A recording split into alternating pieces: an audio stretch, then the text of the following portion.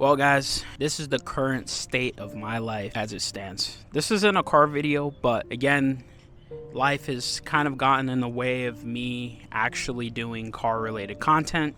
So I thought I'd tell you guys exactly what's going on. So if you look behind me, I am having a crisis. Let me explain what happened. Earlier this year, back in February, I got this text from my wife and it said, the water is coming up through the floor. So I immediately called and I said, what's going on? She said, well, I'm walking in the kitchen and the floor is floating. Every time I step, water is coming out of the floor. This is something that every homeowner fears. And as I mentioned in my previous videos, until recently, I had a 2-hour commute, meaning I drove 2 hours to work, 2 hours back. After I was told this, it was just the longest day ever. Every second felt like eternity. I rushed home.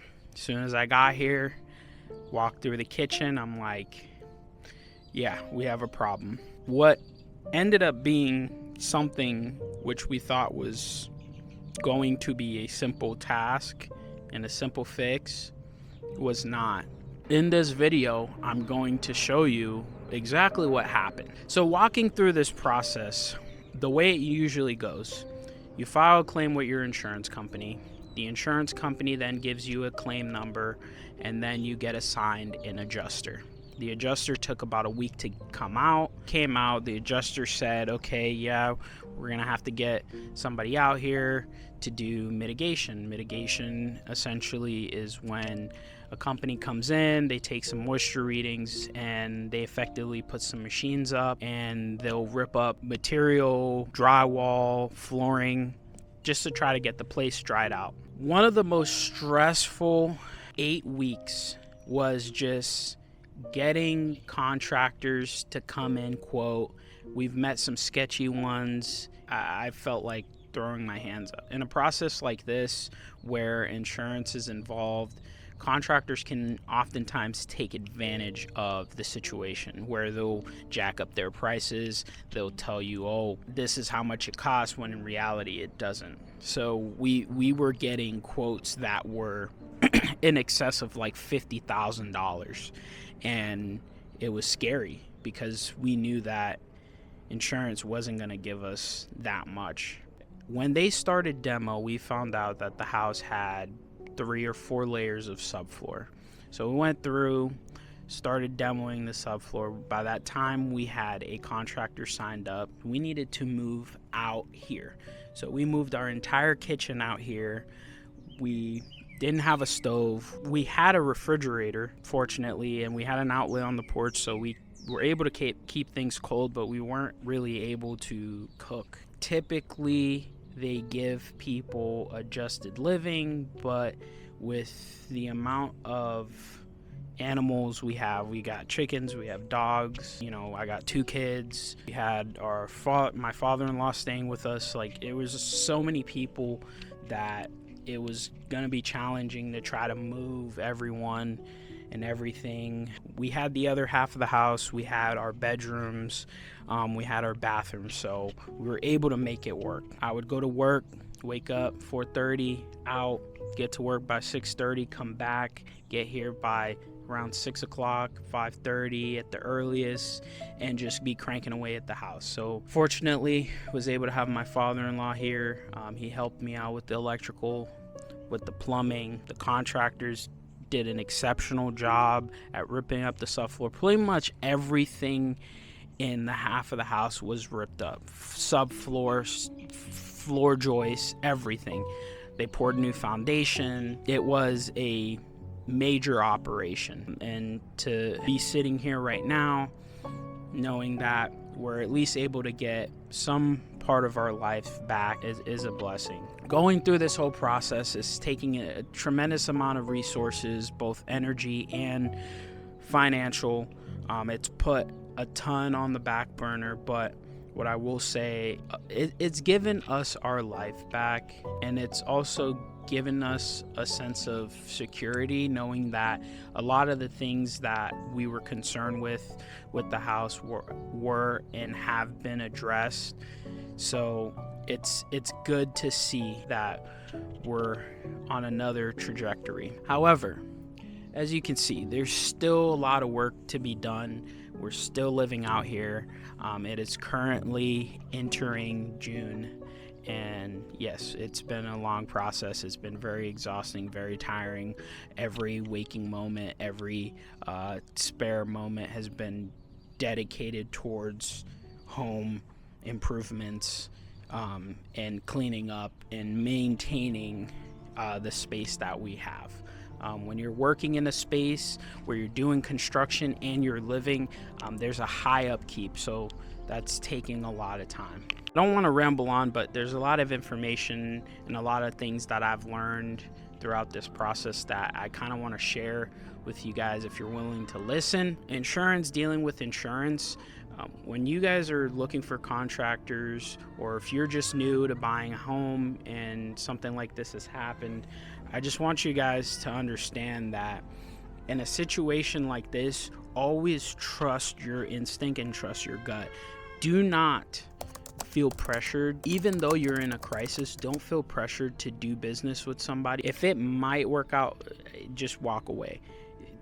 This is such a sensitive situation where you have your family, you have your livelihood at stake. You want to make sure that the people that are coming in and doing work do a good job, but also manage the process in a way that is professional and with care. You know, we were in a few situations where we felt pressured and we felt like people weren't listening to us, and so we had to walk away, and that was the best decision we could have made. Another thing, don't be afraid to struggle.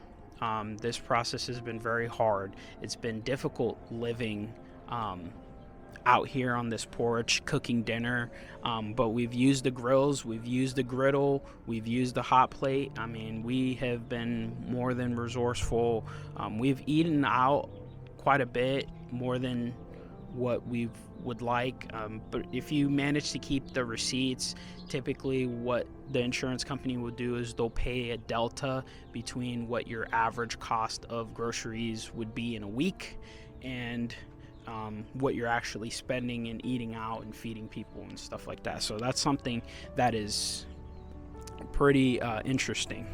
The other thing that I really want to express deeply in this process is that I'm in construction, so again, I have a lot of resources in terms of tools I can borrow, information that I've gained and developed over the years.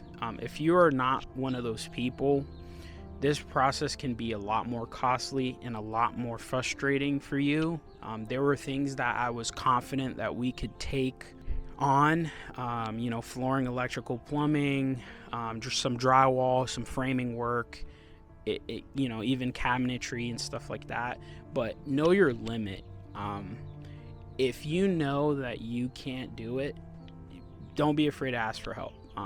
Especially being a man, being a male, you want to be super masculine, super alpha, like, I'll just do it, this is my family. No, just know when you can't do something and know when you can do something. I was very honest with myself about the things that I can do and the things that I can't. A project like this, I could not do by myself. I could barely do it with help. So just know your limit. I want to thank you guys for staying tuned. If you clicked on this video and you don't leave a like, I'm sad, right? Because I want to know that this video is going to help somebody out there, or maybe you just feel for the situation. But it would be nice to see like a thumbs up, like, hey man, we're with you in this. So as I mentioned, the current state, I am still in a crisis. As we wrapped up this half of the house, that half of the house decided that it was given up. So the can of worms started opening up. We were demoing floors and we found some water damage. The water is coming from the bathroom. I don't know how. I guess it had been bad for a while. The toilet flange had been leaking and it caused a fair bit of damage. So again, insurance company, same process. Before, not even a week later, following that event, roof started leaking. 3 claims, 3 major problems. It's hard mentally, it's hard physically, it's hard emotionally to stay focused, to stay positive. You know, when it's all said and done, especially how the half of the house that was under construction looks now, very pleased on the outcome. And I will say, if you're ever finding yourself in a situation like this, just know that there is a point when it all turns around, when it all changes. You're not alone. If you have support, get support. If you need help, ask for help. Don't try to do it alone. It's going to be a miserable time. A little more detail about the house. So the house was built back in 1957. It's pretty decently built, but I think what has happened over the years has just been neglect and flippers. Now, I have a distaste for people who go in and flip houses. Call me a hater, whatever you want, but I just call it fraud. What happens is, right, you know the house needs work, but there's not enough capital and there's not enough margin to go in, buy a house and do everything the right way. They cut corners, they do really shoddy work. As you started looking deeper and deeper, there were things that were just, why would you even do this? There were sections of plumbing that I didn't understand it at all. Like, why not just cut a section out and redo the section if you're flipping the house? So it didn't make a lot of sense. You know, when we bought this house, we knew that there's some work that needed to be done. However, it was way worse than we originally anticipated. On this fine morning where I'm editing this video, I realized a couple of things. I realized that I didn't explain too much on how bad it really was. There was about a 4-inch gap between the concrete and the top of the subfloor, and I mean, they just put these wood sleepers under there, fastened them to the concrete, and just put subfloor on top of it, which, I mean, it worked for the time being, but honestly was not the proper way of actually doing that. Especially with the cold concrete, you can get moisture trapped in between those 2 floors and the floor can rot out. So you don't want to do that on a concrete floor. And the kitchen was mainly the worst of everything. So you had exposed wires in electrical boxes that were underneath the crawl space. Plumbing lines had insulation duct taped around. Like, you had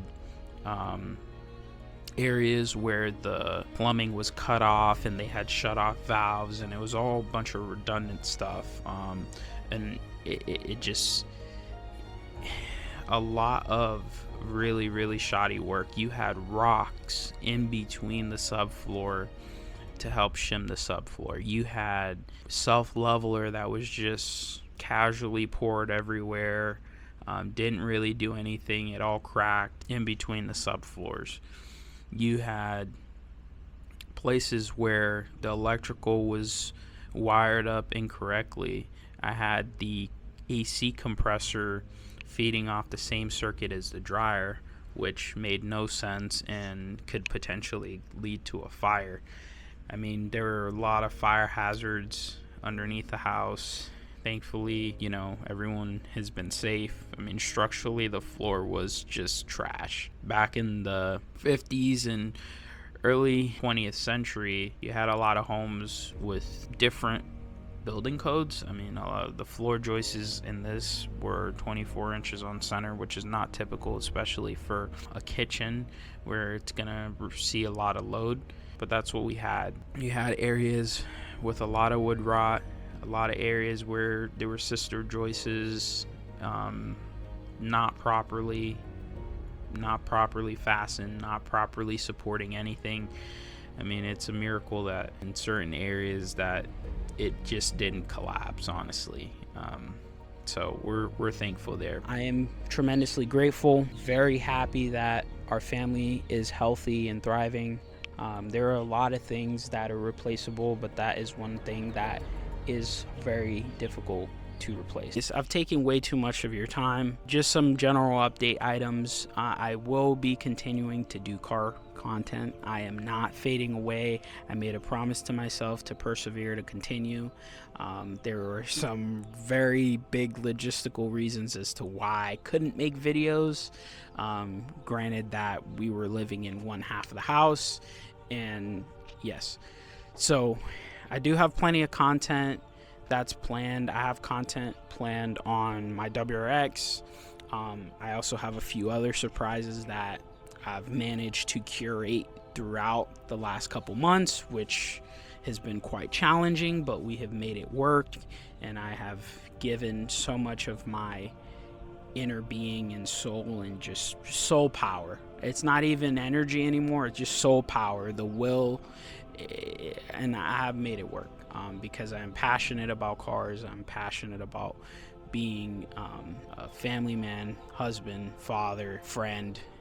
So I have stuck to my word, pushing through. If this video has at all helped or clarified anything, or maybe you just maybe you feel bad, don't feel bad. Everything is working as it should. Things happen. You know, life is a roller coaster. You have some ups, you have some downs. We're coming on the other side, and things happen. The more positive mindset that you have about it, it will be a much smoother ride. So guys, if you made it this far, you're a superstar. I'll catch you on the next one. Peace out.